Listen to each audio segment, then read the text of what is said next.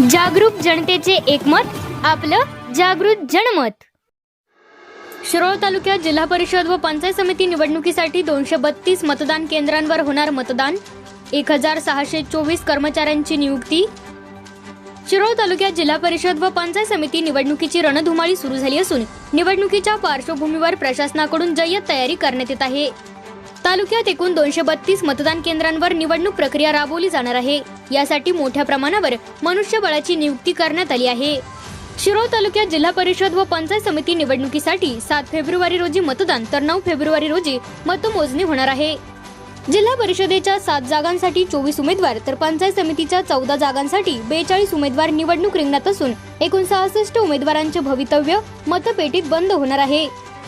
उदगाव, आलास, दत्तवाड, अब्दुल्लाट, यड्राव, नांदणी व दानोळी हे 7 जिल्हा परिषद गट असून पंचायत समितीचे एकूण 14 गण आहेत।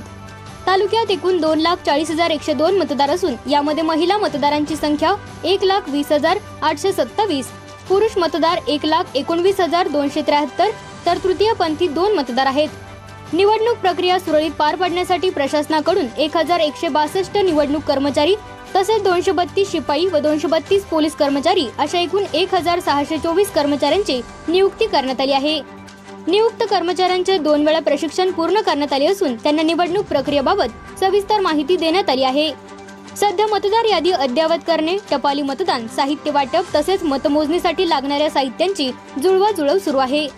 निवडणूक निर्णय अधिकारी म्हणून उपजिल्हाधिकारी अर्चना नष्टे काम पाहत असून सहाय्यक निवडणूक निर्णय अधिकारी तथा तहसीलदार अनिल कुमार हेळकर हे प्रशासनाची जबाबदारी सांभाळत आहे। जागृत जनमत न्यूज चॅनलसाठी शिरोळहून संपादक विनोद पाटील।